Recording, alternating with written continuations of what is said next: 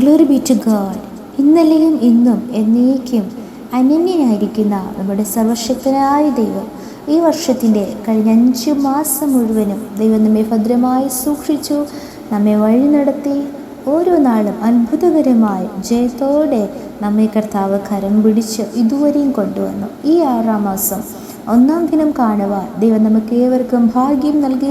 ആ കർത്താവിനെ നമുക്ക് നന്ദിയോടെ സ്തുതിക്കാം, സ്തോത്രം ചെയ്യാം. എന്നെ ശ്രവിക്കുന്ന എല്ലാ പ്രിയ ദൈവമക്കൾക്കും യേശു ക്രിസ്തുവിൻ്റെ നിസ്തുല്യ നാമത്തിലുള്ള എൻ്റെ സ്നേഹവന്ദനങ്ങൾ. ഈ മാസത്തിൻ്റെ വാഗ്ദത്ത വചനമായി അപ്പോസ്തല പ്രവർത്തികൾ 10-ാം അധ്യായം അതിൻ്റെ 31-ാം വചനം നമുക്ക് വായിക്കാം.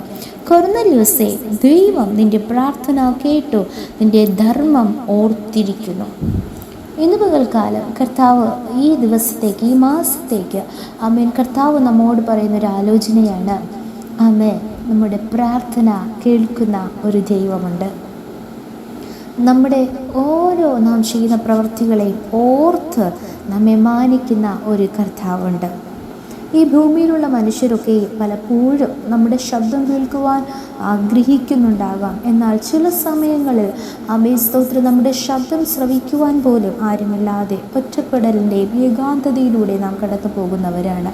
എന്നാൽ എപ്പോഴും ഏത് സമയത്തും നമ്മുടെ പ്രാർത്ഥന കേൾക്കുന്ന, നമ്മുടെ കരച്ചിലിൻ്റെ ശബ്ദം കേൾക്കുന്ന ഒരു കർത്താവ് നമ്മോട് കൂടെയുണ്ട്.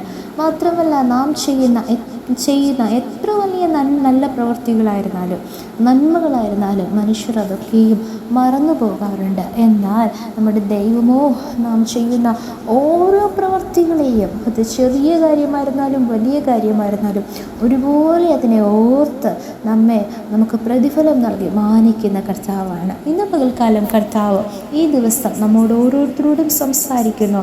കഴിഞ്ഞ ദിവസങ്ങളിൽ നാം പ്രാർത്ഥിച്ച, നാളുകളായി പ്രാർത്ഥിച്ചു കൊണ്ടിരിക്കുന്ന നമ്മുടെ പ്രാർത്ഥനയുടെ ശബ്ദത്തെ മനുഷ്യരാരും കേട്ടില്ല എങ്കിലും, ആരും കണ്ടില്ല എങ്കിലും, എപ്പോഴും ആമേൻ സ്തോത്രം നമ്മെ നന്നായി അറിയുന്ന കർത്താവ് നമ്മുടെ പ്രാർത്ഥനാ ശബ്ദം കേട്ടിരിക്കുന്നു.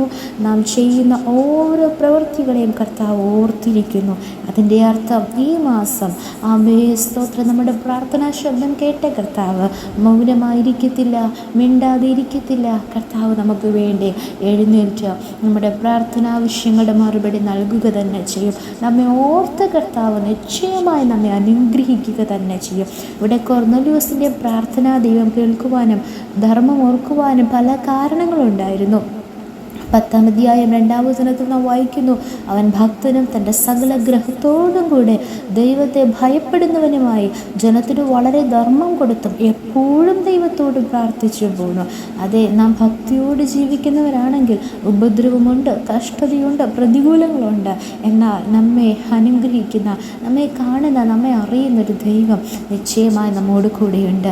അവൻ കുടുംബത്തോടെ നാം ദൈവത്തെ ഭയപ്പെട്ട് ദൈവഭക്തിയോടെ ഭയത്തോടെ എപ്പോഴും പ്രാർത്ഥിച്ചും നാം മുന്നോട്ട് നീങ്ങുമെങ്കിൽ ഒരിക്കലും നമ്മുടെ പ്രാർത്ഥന വൃഥാവായി പോകുകയില്ല. നമ്മെ കാണുന്ന കർത്താവ് നമുക്ക് പ്രതിഫലം നൽകുക തന്നെ ചെയ്യും. 4-ാം അധ്യായത്തിൽ 4-ാം വചനത്തിൽ നാം വായിക്കുന്നു, നിന്റെ പ്രാർത്ഥനയും ധർമ്മവും ദൈവത്തിൻ്റെ മുൻപിൽ എത്തിയിരിക്കുന്നു. അത് ഇന്ന് പകൽക്കാലം കർത്താവ് നമ്മോട് സംസാരിക്കുന്നു. നാളുകളായി പ്രാർത്ഥിച്ച പ്രാർത്ഥനാ ശബ്ദങ്ങൾ ദൈവസന്നിധിയിൽ എത്തിയിരിക്കുന്നു. കരച്ചിലിൻ്റെ ശബ്ദം ദൈവം കേട്ടിരിക്കുന്നു. ദൈവം നമ്മെ ഓർത്തിരിക്കുന്നു. നിശ്ചയമായി കർത്താവ് നമുക്ക് വേണ്ടി പ്രവർത്തിക്കും. മാത്രമല്ല, അതിൻ്റെ 22-ാം വചനത്തിൽ നാം വായിക്കുന്നു, ആമേൻ, യഹൂദന്മാരുടെ സകല ജാതിയാലും നല്ല സാക്ഷ്യം കൊണ്ടവനും ദൈവഭക്തനും നീതിമാനുമായിരുന്നു ഈ കൊർന്നല്യോസ്.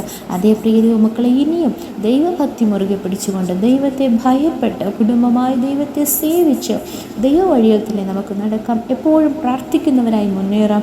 കഴിഞ്ഞ നാളുകൾ നമ്മുടെ പ്രാർത്ഥന കേട്ട കർത്താവ് നമുക്ക് വേണ്ടി അത്ഭുതം പ്രവർത്തിച്ച ദൈവത്തിൻ്റെ കാര്യങ്ങൾ കുറുകി പോയിട്ടില്ല. നിശ്ചയമായ കർത്താവ് ഇനിയും നമുക്ക് വേണ്ടി പ്രവർത്തിക്കും. നാളുകളായുള്ള ഈ വർഷത്തിൻ്റെ ആരംഭം മുതൽ നാം പ്രാർത്ഥിക്കുന്ന ഓരോ പ്രാർത്ഥനാ വിഷയങ്ങളുടെ മറുപടി നൽകുന്ന മാസമായി ഈ മാസം ആയിത്തീരട്ടെ. ഈ വചനപ്രകാരം ദൈവം നമ്മെ ഇവരും അനുഗ്രഹിക്കുമാറാകട്ടെ. നമുക്കൊരുമിച്ച് പ്രാർത്ഥിക്കാം. നല്ല ദൈവമേ, സ്വർഗ്ഗസ്ഥ പിതാവേ, അനുഗ്രഹിക്കപ്പെട്ട ഈ നല്ല ദിവസത്തിലും അങ്ങ് നിങ്ങൾക്ക് നൽകിയ നല്ല ആലോചനയ്ക്കായി സ്തോത്രം ചെയ്യുന്നു. അതേ നാഥ, ഞങ്ങളുടെ പ്രാർത്ഥനാ ശബ്ദങ്ങളെ കേട്ട് ഞങ്ങളെ ഓർത്ത് അപ്പാ ഞങ്ങളെ മാനിക്കുന്ന ദൈവം ഞങ്ങളോട് കൂടെയുള്ളതിനായി സ്തോത്രം ചെയ്തു. മാസം അനുഗ്രഹത്തിൻ്റെ ദിവസങ്ങളാക്കി ദൈവം മാറ്റുന്നതിനായി സ്തോത്രം. എല്ലാവരെയും അനുഗ്രഹിക്കണം, സൂക്ഷിക്കണം, നന്മകളാൽ നിറയ്ക്കണം. പ്രാർത്ഥന കിട്ടുന്നതിനാൽ സ്തോത്രം. യേശുവിൻ്റെ നാമത്തിൽ തന്നെ ആമേൻ. God bless.